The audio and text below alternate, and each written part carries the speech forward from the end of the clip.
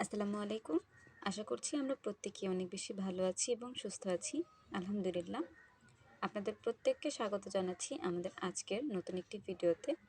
আমাদের আজকের ভিডিওর টপিক হচ্ছে আমরা দেখেছি এমএস ওয়ার্ডের বেসিক যে বিষয়গুলো আমরা ইতিমধ্যে জেনেছি, আমরা ইনস্টল করেছি এবং বেসিক বিষয়গুলো জেনেছি।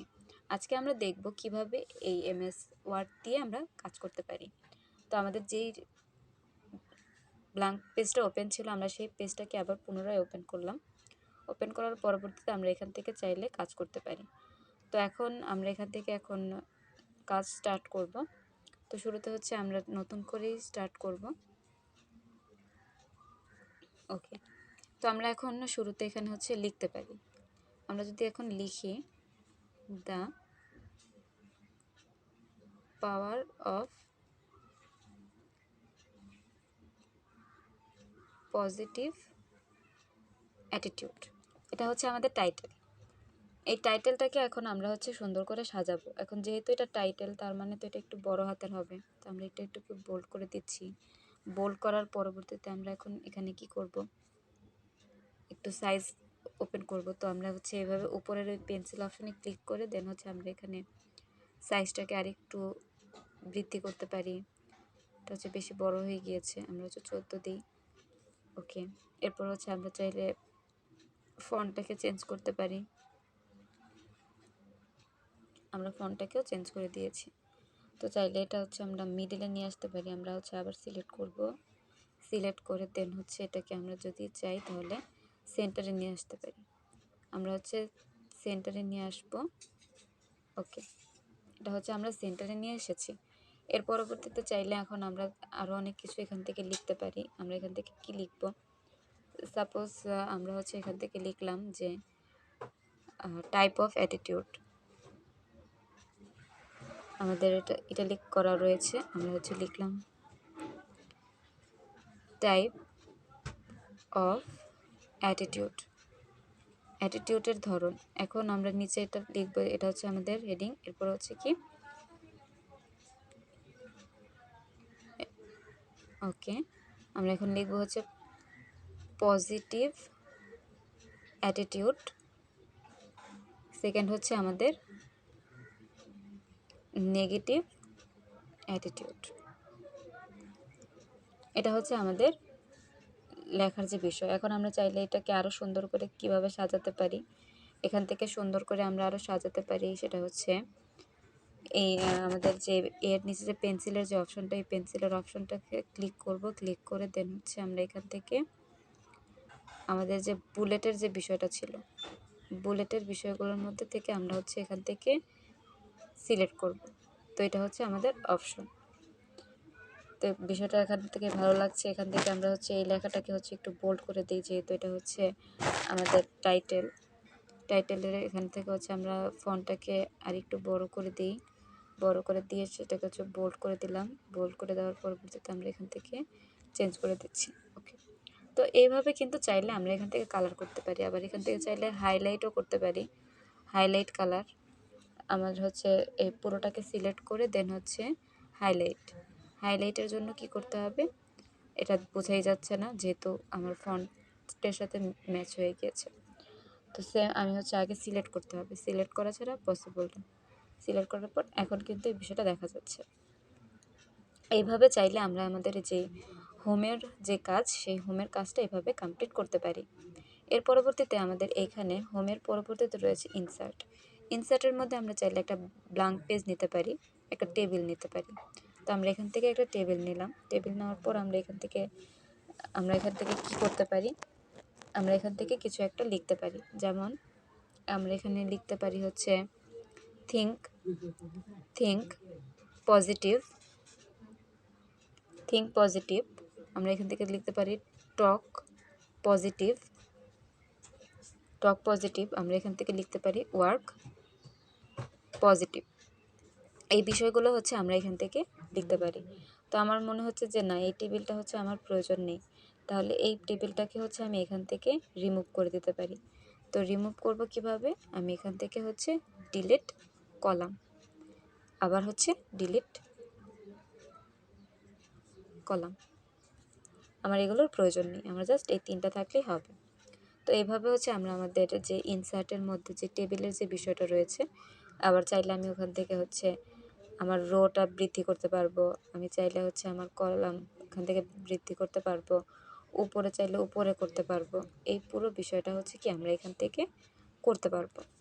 আমরা আবার এখান থেকে যদি আগের অপশনে ফিরে যেতে চাই, তাহলে আমরা এখান থেকে ব্যাককে ক্লিক করে আগের অপশনে চলে যেতে পারবো। তো এটা হচ্ছে আমাদের ইনসার্টের মধ্যে যে টেবিল রয়েছে, এই টেবিলের পুরো প্রসেস। এর পরবর্তীতে রয়েছে আমাদের এখানে টেবিলের ইনসার্টে যাওয়ার পর আমাদের টেবিলের অপশনটা আমরা দেখেছি। এখন এখানে রয়েছে পিকচার। আমরা চাইলে এখান থেকে পিকচার নিয়ে আসতে পারি। আমাদের ফোনে যদি কোনো পিকচার থেকে থাকে, তাহলে আমরা হচ্ছে সেখান থেকে পিকচার নিয়ে আসতে পারি। যেমন হচ্ছে আমরা যদি সরাসরি গ্যালারিতে চলে যাই, গ্যালারিতে হচ্ছে আমাদের এখানে অনেক ধরনের পিকচার রয়েছে। আমরা এখান থেকে যে কোনো একটা পিকচার এখানে নিয়ে আসলাম। তো এই পিকচারটা হচ্ছে আমাদের একটা ট্যুরে গিয়েছিলাম আমরা, সেই ট্যুরের একটা ছবি।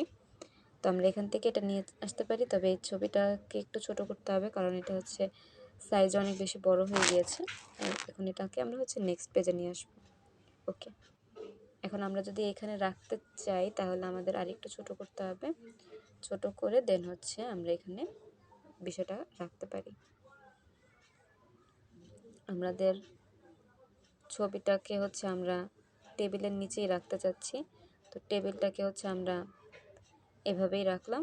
ওকে, তো এভাবে হচ্ছে আমরা মূলত কাজটা, টেবিলের যে বিষয়টা, টেবিলটাকে আমরা ছবিটাকে এভাবে মুভ করাতে পারি।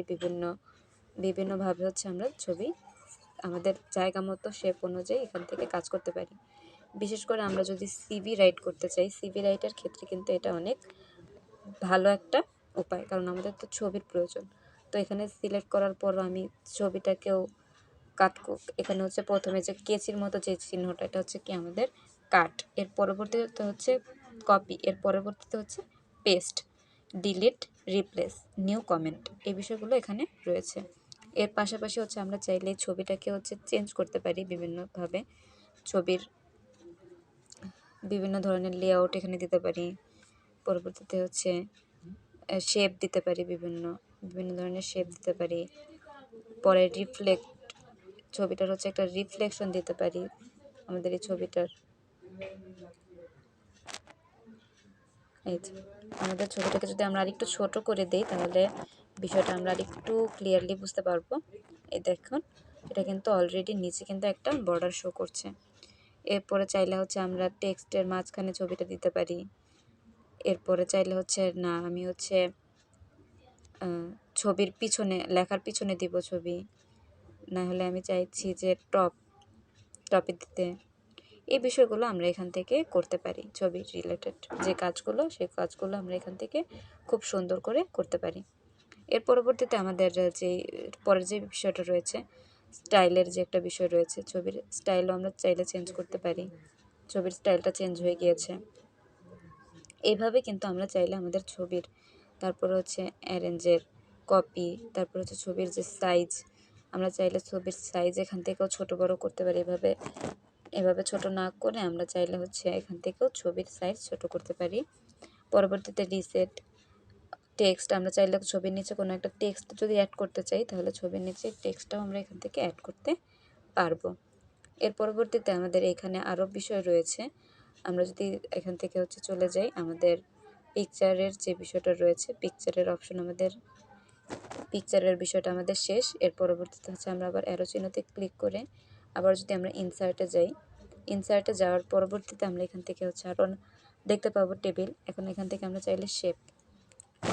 চাইলে শেপ ইউজ করতে পারি অনেক সুন্দর করে। হচ্ছে আমরা হচ্ছে সেকেন্ড পেজে চলে এসেছি। সেকেন্ড পেজে আসার পরবর্তীতে আমরা এখান থেকে চাইলে হচ্ছে আমাদের এই শেপগুলো নিয়ে কাজ করতে পারি। যেমন এখানে যে এই যে শেপটা রয়েছে, আমরা এই শেপটা নিয়ে কাজ করতে পারি।